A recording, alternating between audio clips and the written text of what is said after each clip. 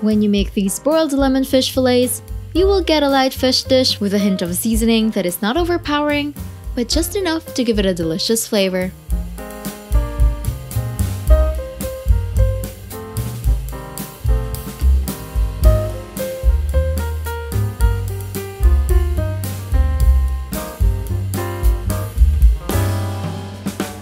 To start, add the unsalted butter and dried basil into a small bowl.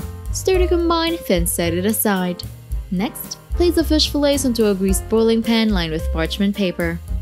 Spread the butter mixture on the fillets, then broil it at 350 degrees Fahrenheit for 5 minutes.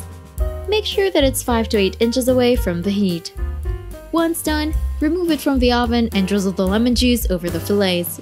Return it to the oven and broil for another 4 to 5 minutes or until the fish flakes easily with a fork. Transfer to a serving plate and serve with potatoes and lemon wedges. Don't forget to garnish it with chopped parsley.